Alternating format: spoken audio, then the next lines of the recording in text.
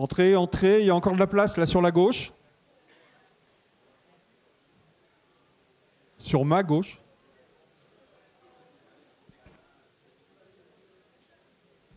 Alors je suis assez content parce que ça fait 2 jours que je m'occupe de la scène 2 en tant que gentil organisateur. Et c'est la première fois que je vois autant de monde.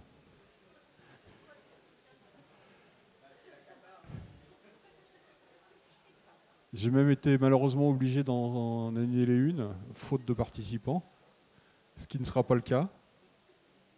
Allez-y, rentrez, rentrez, on va commencer. De toute manière, vous avez de la chance. Comme c'est la dernière de la matinée, elle pourra dépasser. Je n'ai pas de planning derrière. Merci à tous. Je vais laisser la parole à Gwendoline pour cette... Rentrez, rentrez. Donc je disais, je vais laisser la parole à Gwendoline pour cette conférence sur le thème de la catastrophe. Merci d'être là. Bonjour à tous. D'abord, effectivement, un grand merci à vous d'être là aussi nombreux, parce qu'encore une fois, sans vous, il n'y aurait pas de réponse aux situations d'exception. Donc un grand merci pour l'intérêt que vous portez à cette conférence, à cette table ronde. Un grand merci à nos invités qui ont répondu présents pour venir. Et donc le second principe de la Croix-Rouge française étant le principe d'adaptabilité. On va essayer de faire en sorte de respecter quand même le timing parce qu'il y a un programme à respecter. Vous-même, vous avez vos agendas. Donc voilà, c'était très gentil de votre part d'accepter notre invitation, mais on se doit de vous libérer à l'heure aussi. Donc on va essayer de faire en sorte de faire ça de manière dynamique et synthétique. L'objectif de cette table ronde est donc d'aborder la catastrophe sous un regard positif et de parler de l'interaction entre les pouvoirs publics et les associations agréées de sécurité civile dans la réponse aux catastrophes, notamment dans le domaine d'action qui est le nôtre, qui est le soutien aux populations. Et puisqu'on est sur la thématique de l'innovation, ce qui va nous intéresser, c'est que fait-on aujourd'hui et surtout quelles sont les perspectives que les uns et les autres vous nous apportez pour demain. Donc, avant de commencer, bien sûr, je me permets de présenter nos invités. Je vais commencer par Madame, donc Madame Debar de l'Inspection Générale. Vous me corrigez si je dis des bêtises. Donc, Madame Debar de l'Inspection Générale de l'Administration, c'est un service que vous connaissez peut-être, qui a un rôle d'inspection et de contrôle, mais aussi des missions d'audit, d'évaluation, voire d'appui. Et c'est dans ce cadre-là que vous avez conduit une mission de contrôle des associations agréées de sécurité civile et notamment de la Croix-Rouge française, dont le rapport est sorti en février de cette année. Donc vous avez une excellente connaissance du domaine de la sécurité civile et de notre maison, qui est la maison de la Croix-Rouge française. Je me permets ensuite de présenter Monsieur le Préfet, Philippe Gustin. Vous avez été nommé préfet donc, de la région Guadeloupe depuis le 9 mai 2018, mais vous conservez les fonctions de délégué interministériel pour la reconstruction des îles de Saint-Barth et de Saint-Martin, poste auquel vous avez été nommé en septembre 2017, ce qui nous a valu de faire votre connaissance puisque nous étions engagés ensemble sur le terrain et nous reviendrons sur cette expérience vécue en commun. J'ai ensuite l'honneur de présenter le médecin général Henri Julien, président de la Société française de médecine de catastrophe, grand expert du domaine de la médecine d'urgence et des catastrophes, et grand ami, me disait-il, d'Alain Rissetto, depuis fort longtemps. Donc la transition est toute trouvée, je présente mon directeur, donc Alain Rissetto, directeur de l'urgence et des opérations, et donc vous aurez compris que moi je travaille à la direction de l'urgence et des opérations. Donc voilà. Je suis doublement intimidée à la fois par mes invités et par la présence de mon directeur. Donc je suis très contente d'avoir à mes côtés un ami, Clément Maragou, bénévole depuis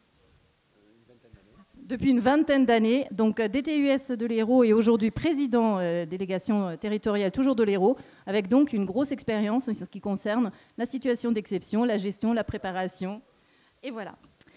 Donc la première question s'adresse à Monsieur le Préfet en qualité de grand témoin. Donc je vous l'ai dit, on a fait connaissance, la Croix-Rouge française et vous, lors des opérations conduites suite au passage des ouragans dans les Antilles en septembre dernier, qui ont illustré la complémentarité qu'il pouvait y avoir entre les pouvoirs publics et notamment la Croix-Rouge française. Quels sont ou quels ont été pour vous les faits marquants de cette opération? C'est bon, je crois que je suis armé. Merci d'abord de me laisser la parole. Peut-être quelques chiffres quand même, on a beaucoup dit, hein, on a beaucoup parlé d'Irma sur Saint-Barthélemy et Saint-Martin, et Saint-Martin, pardon, mais quelques petits sujets. D'abord, coût pour les assurances, 2 milliards d'euros. Coût global, quand on sait que seulement 40% des gens sont assurés à Saint-Martin, vraisemblablement aux alentours de 3 milliards d'euros. 95% du bâti qui a été impacté, 25% du bâti détruit. Et puis surtout, un élément important pour la gestion du risque, pendant 8 heures, ces territoires ont été coupés du reste du monde. C'est-à-dire impossible de joindre qui que ce soit, impossible pour le ministère de l'Intérieur, mon ministère d'origine, de joindre par exemple la préfète.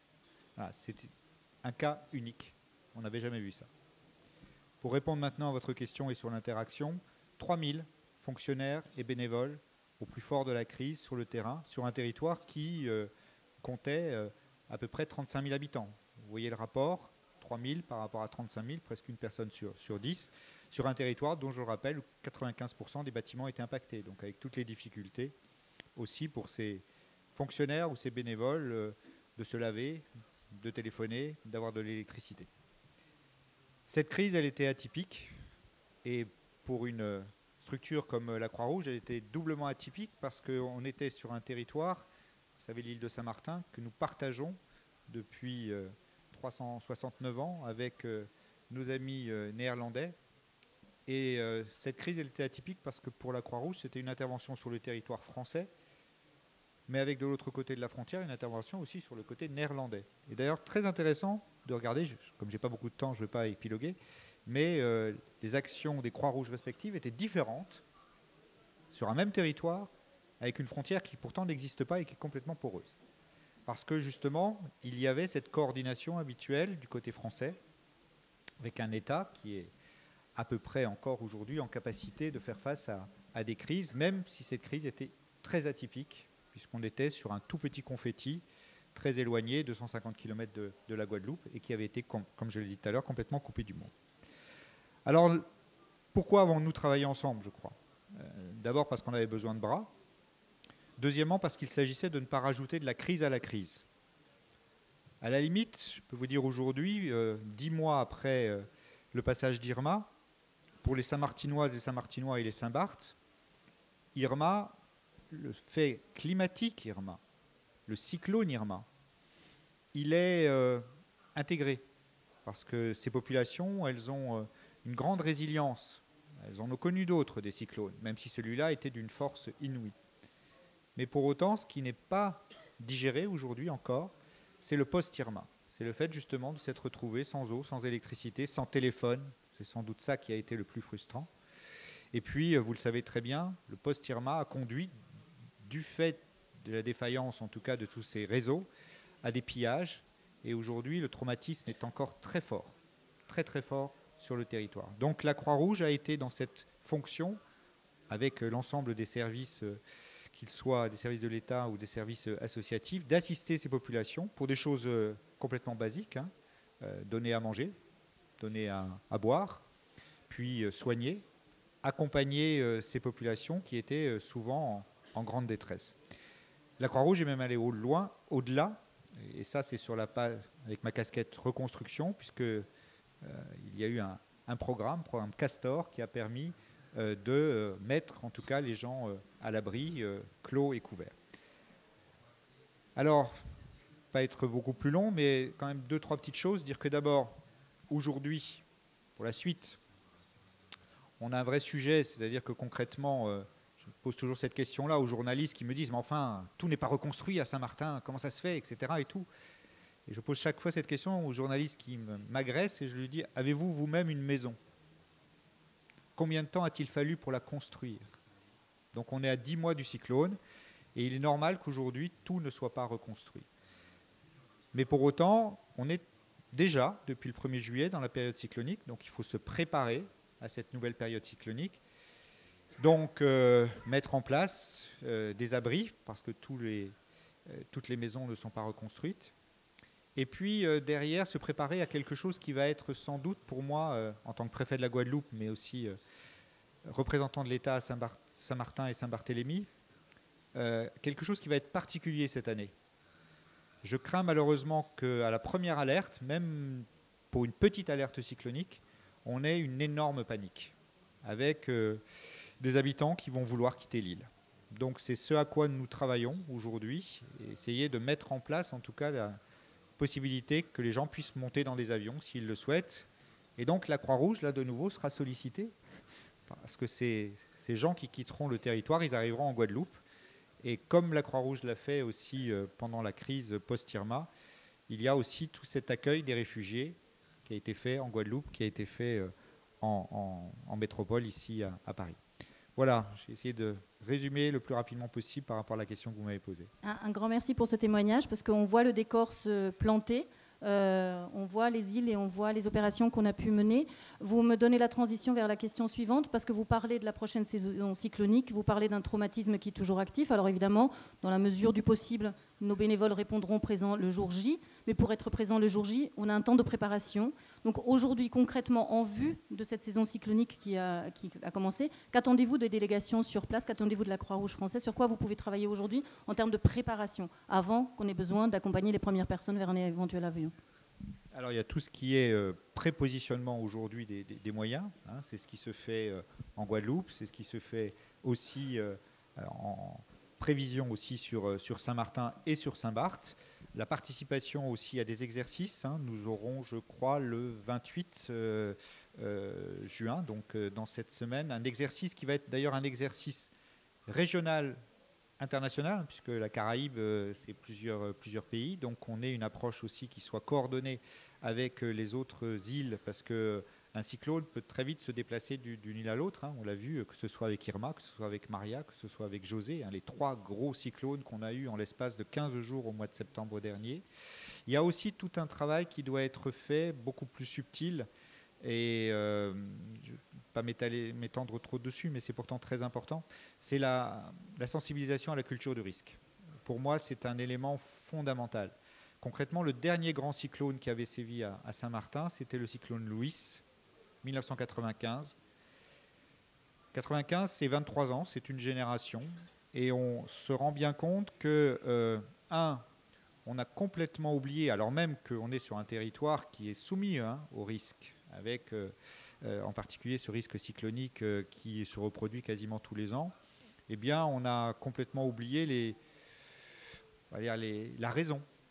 Et l'impact du cyclone a été si fort parce qu'on a construit n'importe où et n'importe comment. Donc c'est sensibiliser, faire un travail que nous avons fait au titre de la délégation interministérielle avec l'élaboration d'un guide des bonnes pratiques de la construction, puisqu'on a aussi beaucoup de gens qui font de l'auto-construction et de l'auto-réparation, donc les accompagner pour expliquer des choses simples. Concrètement, un clou, ce n'est pas une vis. Un toit, il vaut mieux visser et s'assurer en début de saison cyclonique que les vis sont bien fixées, sinon les toits s'envolent. Or, au cours des dernières années, pour des raisons économiques, mais aussi pour des raisons de paresse, on a plutôt cloué que vissé. Et puis, il y a tout le travail culture du risque à faire avec des publics cibles. Et moi, j'en désignerai 2, parce qu'ils me semblent fondamentaux. Ce sont d'abord les enfants, parce que les enfants ont été marqués par Irma. On le voit dans les écoles, les enseignants le disent, mais c'est faire un vrai travail avec ces enfants, parce que ces enfants d'Irma, ils vont grandir, mais ils ont aussi un rôle incontournable à jouer dans leur famille pour inciter leurs parents à se préparer, à mieux faire des choses de base que les vieux Saint-Martinoises et Saint-Martinois savaient faire. Hein. Avant chaque saison cyclonique, on débarrassait son jardin, on ne laissait pas traîner des tas de bois ou des tas de pierres. Voilà, on faisait ce travail qui n'est plus fait aujourd'hui. Et puis deuxièmement, un autre public cible qui est pour moi fondamental, parce qu'on l'a vu dans la gestion de la crise qu'il était extrêmement compliqué à gérer, c'est tout le public des gens qui ne sont pas d'origine saint-martinoise ou Saint-Barth. C'est-à-dire, en clair, souvent les métros. Ces gens qui sont arrivés sur cette île, pensant qu'ils venaient au paradis, et à qui on n'avait jamais expliqué que ce paradis pouvait être de temps en temps un enfer. Et puis qui vivaient sur ce paradis comme on vit à l'intérieur du périph'. Hein, le métrosexuel habituel, qui n'a rien dans son frigo, parce qu'il sait très bien que s'il a besoin d'une bouteille d'eau ou d'un yaourt, il va aller dans la supérette du coin pour l'acheter à tout moment. et qui ne s'étaient absolument pas préparés. Mais vraiment absolument pas préparés. C'est-à-dire qu'ils n'avaient même pas le minimum de réserve d'eau, de réserve de riz, de réserve de ceci, de cela. Et ces gens-là, ils font largement partie des 8000 personnes qui ont quitté le territoire après la crise, parce qu'ils ont vu, ils ont vu la mort de près, ils n'y étaient pas préparés, et puis ils ont été complètement désemparés après la crise parce qu'ils n'y étaient pas préparés. Donc voilà, cette culture du risque, elle doit être tournée vers l'ensemble de la population, à commencer par les enfants, et puis vraiment un cœur de cible. Moi je le dis aussi à mes troupes, maintenant que je suis préfet de Guadeloupe, à tous les services de l'État, je leur dis préparez aussi les gens. Et puis un dernier élément, et ça va vous sembler paradoxal, mais il faut préparer aussi tous les services, et y compris dans le monde associatif, qui sont amenés à intervenir sur une zone de crise. Je vais vous donner un exemple. Juste après Irma, on a eu un vrai sujet, c'est pas tabou donc je peux le dire, avec les policiers, avec les gendarmes, qui étaient souvent des métropolitains et qui se faisaient plus de soucis pour leurs conjoints, leurs enfants, et c'était complètement légitime, rester à la maison, et qui les empêchaient parce qu'ils étaient complètement omnubilés, parce que fait ma femme, que fait mes enfants, je ne peux pas les joindre au téléphone, je ne sais pas ce qui se passe, et ils n'étaient pas complètement investis dans leur fonction. Donc voilà, il faut intégrer, et nous l'intégrons désormais dans la préparation des risques, il faut intégrer cela, il faut que les gens qui vont être projetés sur une scène, sur un terrain de risque, soient complètement investis au travail qu'on va leur demander et qu'ils soient complètement dégagés des autres contingences.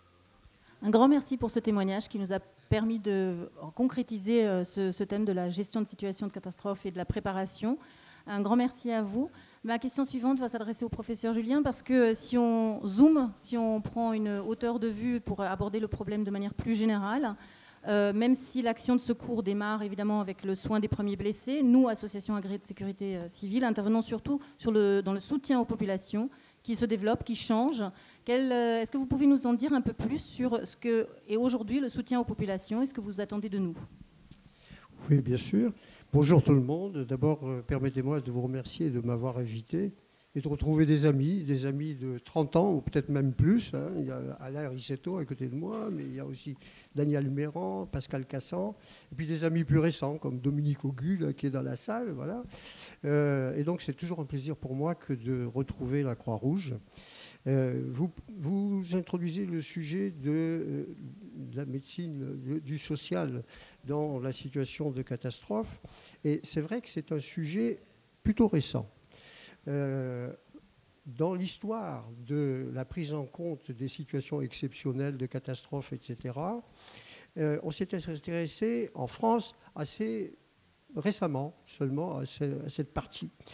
On a commencé par s'intéresser aux blessés, hein, parce que le SAMU, parce que les services d'urgence français, etc., c'est dans la tradition, l'accidentologie routière aussi. Et donc, pendant quelques années, c'était le blessé.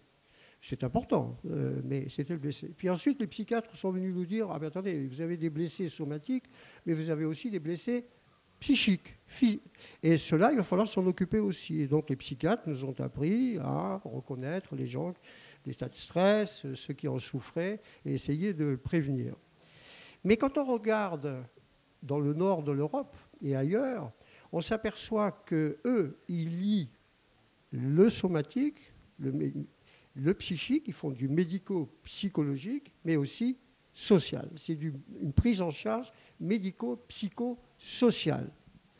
Et c'est tout à fait valable en Norvège, en Suède, même de l'autre côté de la frontière, en Belgique. Et chez nous, cette partie sociale ne s'est pas très très bien développée pour le moment. Pourquoi? Peut-être parce qu'on a des services qui sont très spécialisés. Le SAMU s'arrête au social. Peut-être le fera-t-il plus tard, mais en tous les cas, s'arrête au social. Les pompiers, non plus, ne prennent pas très en compte cette partie. Et donc, qui peut la prendre et qui la prend aujourd'hui? Ben, ce sont les associations. Ce sont les associations. Et ces associations, elles sont indispensables. Elles sont indispensables pour l'urgence quotidienne comme pour l'urgence exceptionnelle. Pour l'urgence quotidienne, tout le monde sait que c'est le secouriste qui fait le devenir d'un arrêt cardiaque. Ce n'est pas le cardiologue, ce n'est pas le SAMU, ce n'est pas le médecin. C'est où il y a un secouriste qui fait le massage cardiaque tout de suite, ou il n'y en a pas. Et c'est ça qui fait la différence entre la possibilité de survie ou pas. C'est le déterminant. C'est pour ça que la Croix-Rouge s'est engagée depuis longtemps à promouvoir le secourisme en France. Mais que ce soit Bataclan ou que ce soit Irma, tout le monde sait que pour une victime, il faut 4 sauveteurs. Une victime. Quand on voit un accident sur l'autoroute avec 23 morts et 40 blessés, bon, ben ça fait 60 victimes, il vous faut 240 sauveteurs. C'est ça la norme. Et donc, où trouver ces 240 personnes? Eh bien, on les trouve grâce au renfort de l'association. La loi de 2004 l'a bien précisé. C'est en 1999 qu'on s'est aperçu que les services de l'État étaient courts en termes de moyens pour pouvoir engerber tous les problèmes consécutifs à l'époque c'était la tempête. Mais ça peut être ce qu'on veut, ça peut être la grippe, ça peut être n'importe quelle situation sanitaire d'exception ou de catastrophe. Et donc là, il y a une vraie nécessité de travailler les services de l'État de faire travailler ensemble les services de l'État avec les associations. Et si vous voulez me permettre de raconter une petite histoire, en 1990, lorsque j'étais médecin-chef de la brigade, il y avait sur le territoire parisien des altercations entre les anciens s'en souviennent, entre les chefs d'agrès de la brigade et les chefs d'équipe de la Croix-Rouge. Ils en étaient voilà, il y a des sourires dans la salle. Et j'étais allé voir le préfet Verbruge. Monsieur le préfet, je ne sais pas si vous vous souvenez. Voilà. Et je ne sais pas si vous vous souvenez du préfet Verbruge, mais c'était un homme extrêmement pragmatique, évidemment doté d'une intelligence supérieure. Et alors on était allé le voir, on lui disait, écoutez, il faut que ça cesse. Et voilà ce qu'on va vous proposer. La Croix-Rouge va venir prendre des gardes dans les casernes de pompiers. Ils partiront à la place des pompiers. Comme ça, il n'y aura plus de bagarre. Ils se feront la connaissance, etc. Et donc, alors il avait commencé par dire, mais vous n'y pensez pas, on ne va pas faire le 18 et puis voir arriver la Croix-Rouge. J'ai dit, si, justement, c'est ça qu'on vous propose. Et ce qui avait emporté le morceau, monsieur le préfet, c'est que quand on lui a dit, mais de toute façon, c'est sous votre responsabilité, monsieur le préfet. Ah oui, c'est vrai. Donc il avait accepté. Voilà. Et c'est pour montrer que ce lien entre les services de l'État et les associations, il faut les préparer dans le quotidien lorsque ensuite on veut avoir affaire à l'exceptionnel. Alors, le social, pour revenir au social, eh bien, il faudrait aussi qu'on le prépare au quotidien pour pouvoir mieux le faire en situation d'exception. Aujourd'hui, je pense que, effectivement, c'est un secteur où on a besoin de faire des progrès. Et il suffirait de regarder un peu ce qui se passe de l'autre côté des frontières pour voir que, eh bien, cette partie sociale. Mais peut-être que c'est dû, ce retard français est peut-être dû au fait que la partie opérationnelle dépend du ministère de l'Intérieur et que la partie sociale, eh bien, elle relève de notre ministère. C'est peut-être encore là l'intérêt d'avoir, comme ça existe en Italie, comme ça existe en Roumanie, monsieur le préfet, une délégation interministérielle aux urgences et aux catastrophes, qui permet de faire le lien. Nous, on manque un petit peu de lien entre ces deux mammouths que sont le ministère de l'Intérieur et le ministère de la Santé. Voilà, je ne sais pas si j'ai bien répondu. En tous les cas, la responsabilité des associations pour ce qui est de la partie sociale des catastrophes me paraît énorme et à organiser très vraisemblablement. On a beaucoup de progrès à faire et la Croix-Rouge me paraît, moi, comme les autres associations de sécurité civile, mais pas que, les associations de sécurité civile, me paraissent tout à fait, peut-être pas préparées, mais en tous les cas désignées pour prendre en charge cette affaire.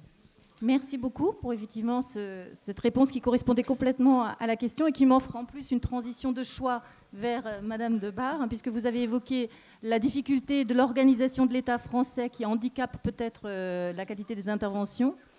Et donc, du coup, Madame de Bar, j'avais envie de vous demander, puisqu'effectivement, l'intervention des associations agréées de sécurité civile est régie par des agréments, donc ce cadre-là est absolument indispensable, mais il nécessite peut-être d'être complété, de travailler ou d'évoluer.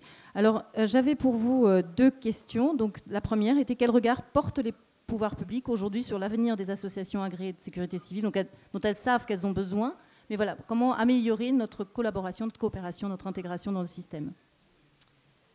Merci. Donc merci, je vous remercie comme les autres participants pour votre invitation. C'est l'occasion pour moi de présenter peut-être l'inspection générale de l'administration, qui est beaucoup moins connue que la Croix-Rouge, et qui est en fait le service de contrôle et d'évaluation du ministère de l'Intérieur.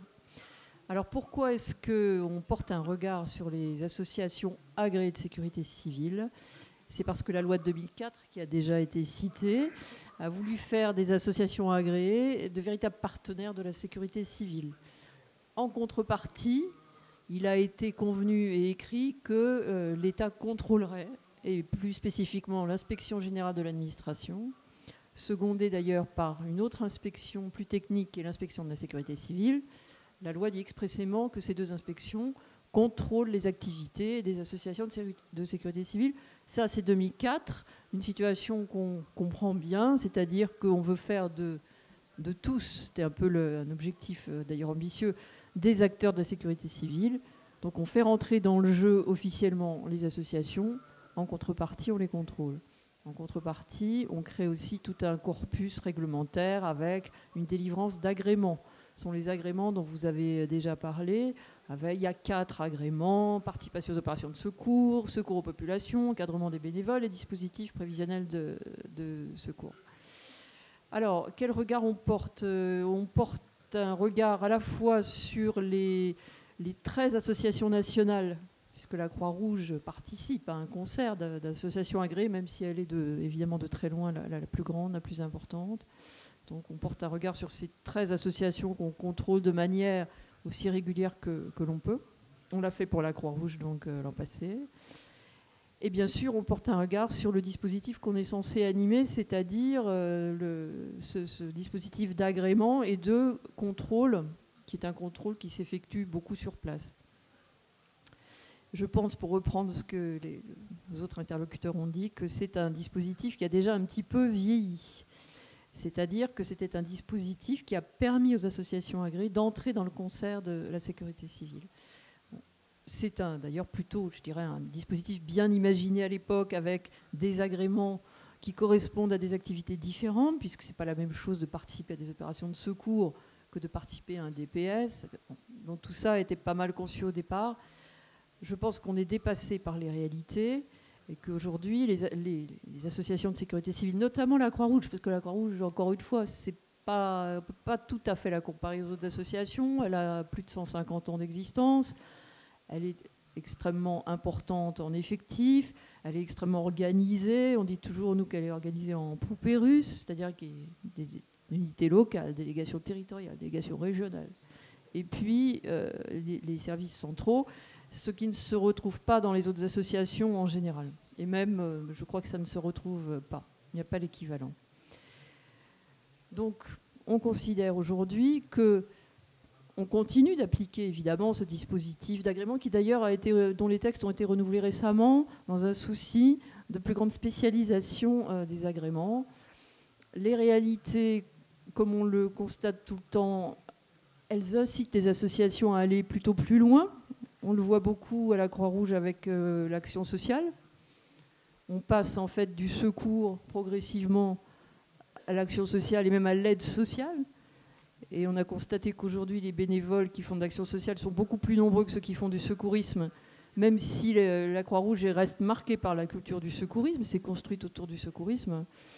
Et il nous semble qu'à terme et pas à trop long terme, il faudrait imaginer un nouveau dispositif à la fois législatif, réglementaire, qui prenne en compte cette réalité de plus en plus mouvante Et je dirais, on entendait tout à l'heure le directeur général d'association qui disait que les besoins étaient immenses, mais devenaient de plus en plus importants.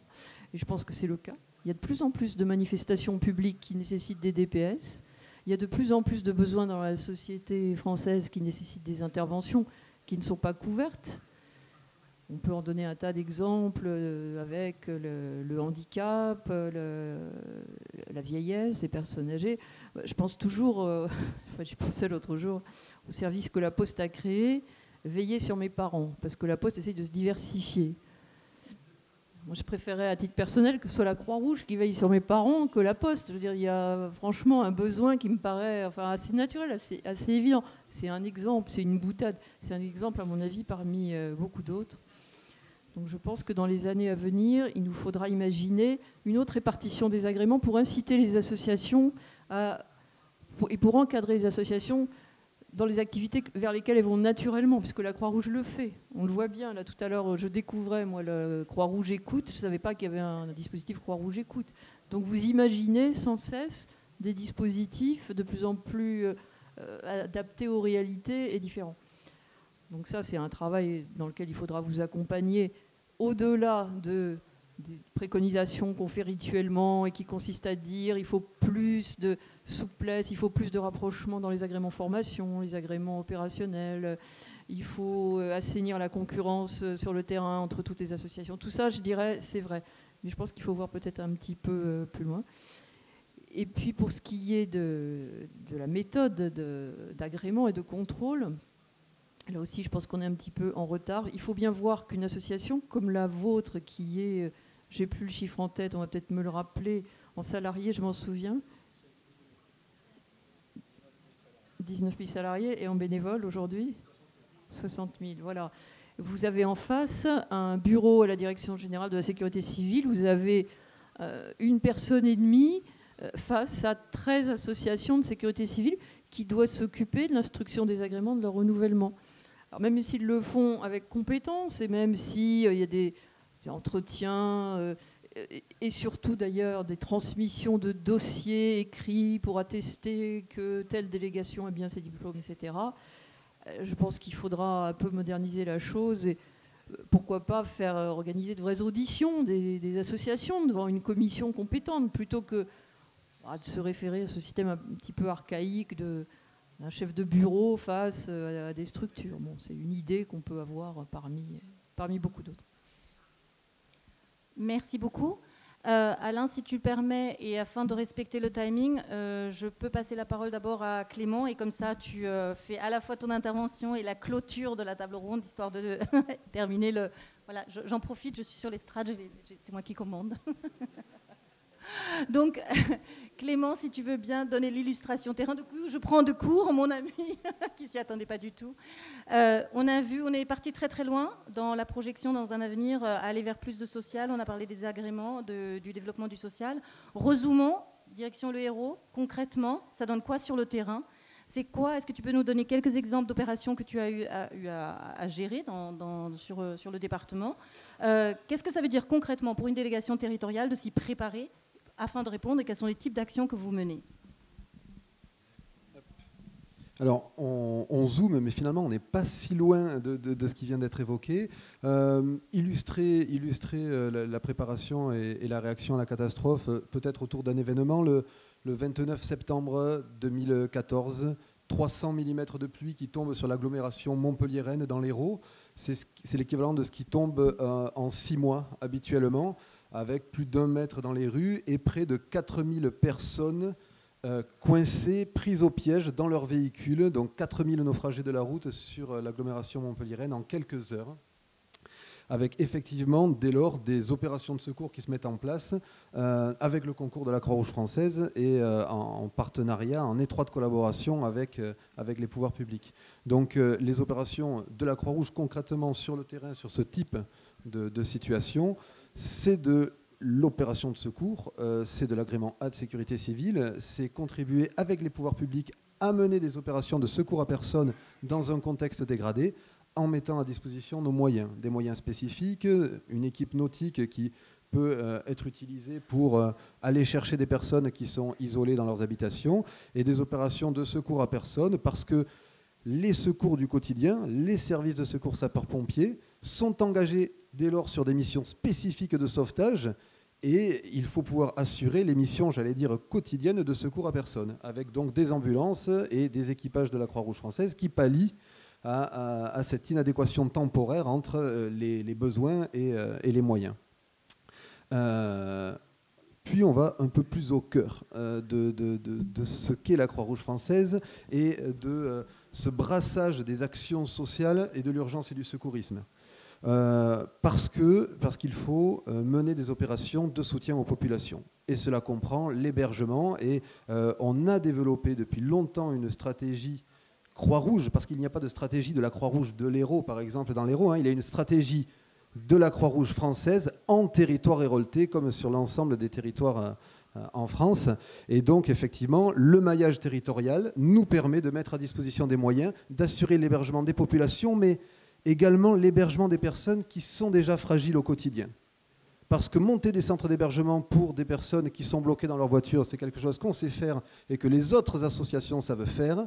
Mais monter des centres d'hébergement pour des personnes qui sont vulnérables et des populations vulnérables, et je pense aux populations SDF que l'on gère au quotidien dans les rues et qui voient leur habitat inondé eux aussi finalement, ça on sait faire. Et par exemple sur cette expérience montpelliéraine, on a monté des centres d'hébergement spécifiquement dédiés aux SDF où on prenait les chiens et où on pouvait mener ces opérations-là parce qu'on avait avec nous des bénévoles qui ne sont pas des bénévoles secouristes, qui sont des bénévoles de la Croix-Rouge française, d'un mouvement au carrefour du social, de l'urgence et du secourisme, avec donc une population de 800 bénévoles dans le département, qui ont tous un module de sensibilisation à la situation d'urgence, à l'écoute, et qui, parce qu'ils sont spécialisés dans l'accueil, l'écoute et l'action sociale, ont pu nous aider sur cette situation d'urgence, au niveau de la branche urgence et secourisme, pour faire de l'accueil de ces populations qui est une population particulière. Voilà, des exemples de situations et de prise en charge. Donc, agrément A, agrément B, et puis l'agrément C aussi, puisque la Croix-Rouge française, dès le premier jour en fait, de cette situation catastrophe, a assuré de l'encadrement de bénévoles spontanés pour former donc des équipes de volontaires pour aller mener du coup de main, coup de cœur et faire de l'évaluation de rupture d'habitat par exemple. En quelques mots très rapides, comment ça se prépare? Comment vous faites pour vous préparer à être capable de sortir le matos et les hommes le jour J? Alors, la préparation, la Croix-Rouge française s'est dotée d'un outil, d'un formidable outil de préparation qui est le plan d'urgence territorial décliné dans l'ensemble des territoires où en fait nous évaluons les risques sur le territoire en collaboration avec les autres acteurs du secours.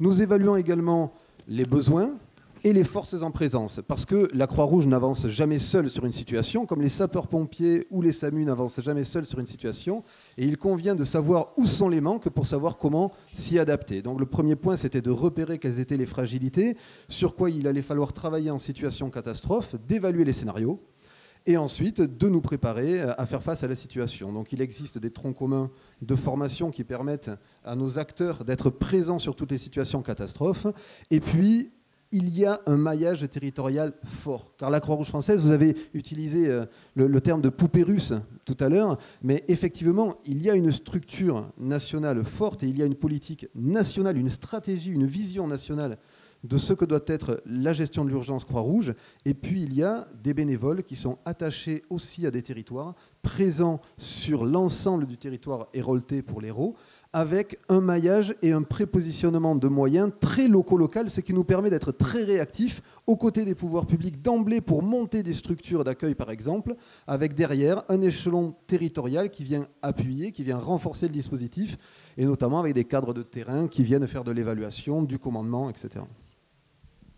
Un grand merci, et tu me files une fois de plus le mot-clé avant donc, de parler, enfin je passerai le micro ensuite à Alain qui va nous évoquer la stratégie nationale parce qu'effectivement la Croix-Rouge française est une, donc il y a bien une stratégie nationale et Alain nous la précisera, mais j'ai cru comprendre que professeur Julien vous souhaitiez apporter une précision.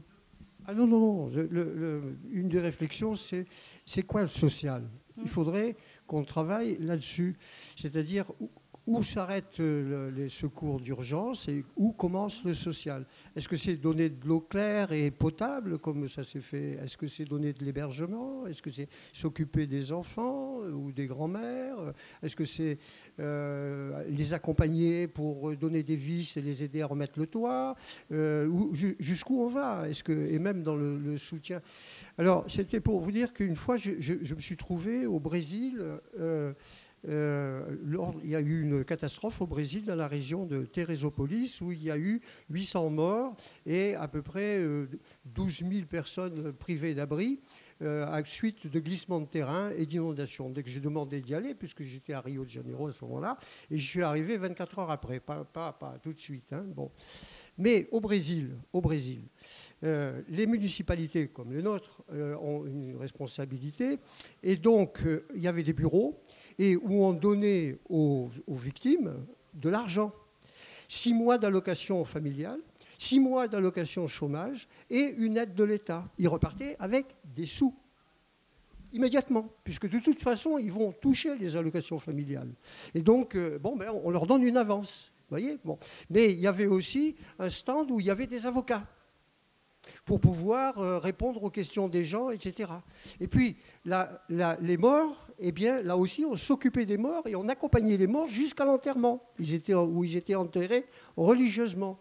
Je veux dire que, vous voyez que le social, il faudrait que nous travaillions sur qu'est-ce que c'est que le social, jusqu'où on va, et là, il me semble qu'en France, on a aussi un retard en recherche-développement dans le domaine de la catastrophe et de l'urgence collective.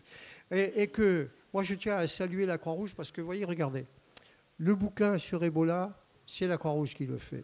Le travail qui a été fait sur les DPS, c'est Alain qui l'a fait. Je veux dire, le travail sur le secourisme et l'évolution technique du secourisme, c'est Pascal Cassan et Daniel Méran qui sont des locomotives nationales.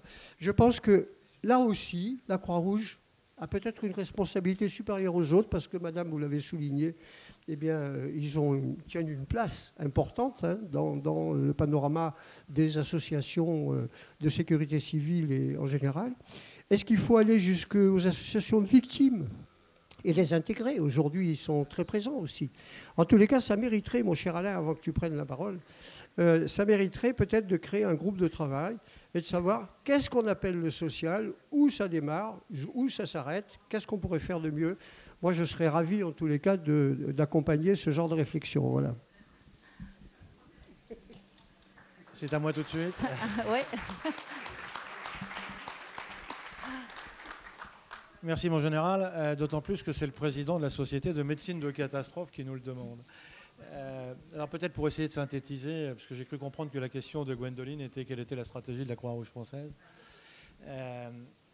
Effectivement, on a un statut particulier. Alors on n'est pas en opposition, je salue Stéphane Voisin de la 2F2S, on n'est pas en opposition avec nos camarades des autres associations de sécurité civile, mais on a une double particularité, vous le savez. La première, c'est qu'à la fois, on appartient à un mouvement international. Vous savez que cet emblème, il est porteur et que c'est la raison même, c'est la raison d'être. Et la deuxième particularité, c'est que non seulement on est une association agréée de sécurité civile, mais surtout on a le statut particulier d'être auxiliaire des pouvoirs publics. Ce qui, bien évidemment, nous amène probablement quelques droits, mais surtout qui nous amène beaucoup de devoirs. Et cette stratégie, elle existe puisque, rappelez-vous, on est à Reims, on est en octobre 2013, c'est le début du premier mandat de notre président. Il fixe le cap. Il dit la Croix-Rouge doit être le 3e acteur des secours en France. Ce n'est pas pour dire qu'on est meilleur par rapport à nos petits camarades, c'est du fait de ces deux particularités, on sait qu'on doit occuper une place importante. Alors, la stratégie, elle repose sur 4 piliers. 1, il est évident qu'avec cet emblème, nous ne pouvons pas ne pas être présents sur le site de catastrophe. Donc, ça veut dire qu'il va falloir effectivement que nous nous préparions à ça. Deuxième élément, c'est d'être complémentaire de l'action des pouvoirs publics, de l'action des secours publics. Le troisième élément, il est aussi nouveau, c'est l'ambition que s'est donnée plus récemment la Croix-Rouge française, c'est de monter une grande marche, c'est de passer de la réponse secouriste à une catastrophe à une réponse globale de la Croix-Rouge française face à la crise. Et que le défi de demain, Ce n'est pas seulement la catastrophe, mais c'est la crise sociétale, c'est la crise sociale, c'est la crise environnementale, dans laquelle forcément la Croix-Rouge doit avoir un rôle important à jouer. Et donc ce sera le 4e pilier qui sera la nécessité de pouvoir impliquer tous les acteurs, mais j'y reviendrai. Alors, pour faire court, parce que je sais qu'il faut que je synthétise, j'ai 2 grands messages à passer. Le premier, il est vis-à-vis des pouvoirs publics et des secours en France, et puis le deuxième, il est en interne. Je crois, mais le général Julien nous le rappelait, l'organisation des secours en France est très spécifique depuis au moins 35 ans, 40 ans, Henri, professeur Huguenard, Henri Julien, Larcan, l'arrivée des SAMU, on est dans le début des années 70, avec cette notion de médicalisation de l'avant. L'évolution nous l'a montré, je ne vais pas refaire l'histoire, 95, les attentats de Saint-Michel, l'arrivée du soutien psychologique, et puis on voit bien aujourd'hui les préoccupations. Je pense qu'on est aujourd'hui à un moment charnière. La France est à un moment charnière dans l'organisation des secours, et le préfet nous le rappelait, où on ne peut pas se contenter de dire « ne vous en faites pas, braves gens, dormez tranquille, l'État veille sur vous ». Sur la situation de crise, on a forcément besoin de tous les acteurs, et notamment, ce qui est important, c'est que le moment charnière, c'est que tout le monde prend conscience de l'importance du soutien aux populations. Je le disais, puisque le médecin général m'avait invité sur un colloque de la Société française de médecine de catastrophe, IRMA, la réponse, elle n'était pas médicale. Bien sûr qu'il y a eu des choses, vous le rappeliez, monsieur le préfet, tout à l'heure, bien sûr qu'il y a eu des choses faites, mais elle n'était pas là, la réponse. Et j'osais prétendre également que, même sur des scènes de terrorisme, on reprend Nice ou on reprend Paris, l'accueil des impliqués, le soutien et l'accueil des familles des victimes est tout aussi importante. Pour vous donner une idée, sur Nice, Marc y était, on n'a pas participé au secours à personne, mais par contre, l'action de la prise en charge des impliqués, elle était bien pendant 10 jours. Et là, Henri, on est sur le lien entre justement c'est quoi le social ou le soutien population, et c'est probablement ça qu'il va falloir travailler. Et donc là-dessus, il faut qu'on pousse, et c'est à nous d'être moteurs, j'embarque avec moi la 2F2S, c'est à nous d'être moteurs pour justement faire des propositions concrètes pour cette évolution. Le deuxième message, il est en interne, mesdames, messieurs, il faut qu'on change notre logiciel. Il faut qu'on se dise que la catastrophe, la réponse à la crise, elle n'est pas que secouriste. Vous l'avez bien compris, c'est l'engagement de tous les acteurs, pas seulement les bénévoles, les salariés. Comment est-ce que les salariés ou les établissements peuvent participer dans la réponse? Bref, ce qui est important, c'est en tout cas de monter cette marche, mais ce qui est important, c'est de préparer tous les acteurs, et vous le disiez, monsieur le préfet. Il faut préparer tous les acteurs. Il faut accepter qu'apprendre à marcher sur une situation de crise ou une situation de catastrophe, ça ne s'improvise pas, ça s'apprend, et qu'on est obligé de le faire dans le cadre de l'organisation des secours. Ce qui est important, c'est que quand les gens sont dans la difficulté, ils ont besoin de 2 choses. C'est qu'une main soit tendue vers eux et que cette main soit compétente. Alors, ils s'en foutent de savoir si la main, elle est croix-rouge, triangle vert, rectangle bleu. C'est à nous, gens de Croix-Rouge, de faire en sorte, parce que nous portons cet emblème, que cette main, ce soit la nôtre.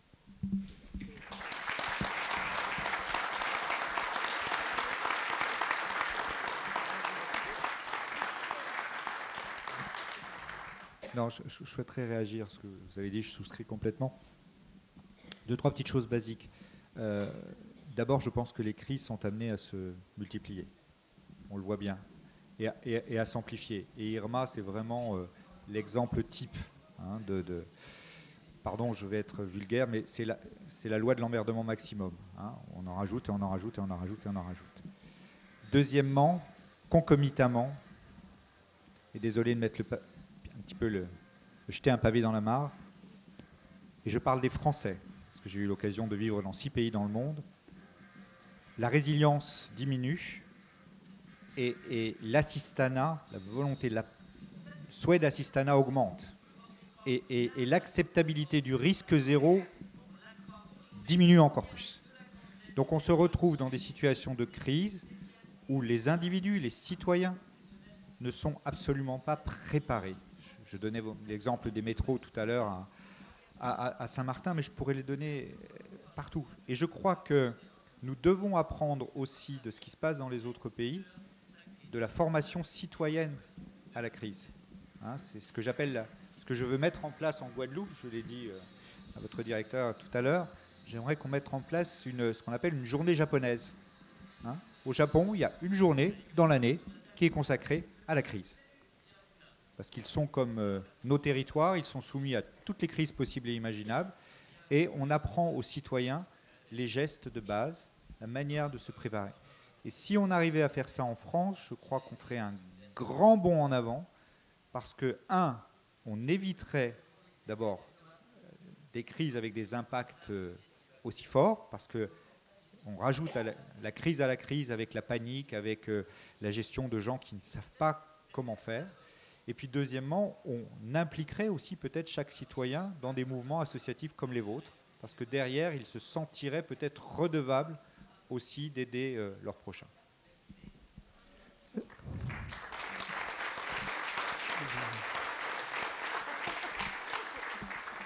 Vous savez qu'il est d'usage qu'on ne parle pas après le préfet. Hein, mais ben, voilà. J'ai repéré quelques personnes dans la salle là, qui sont vraisemblablement originaires des DOM.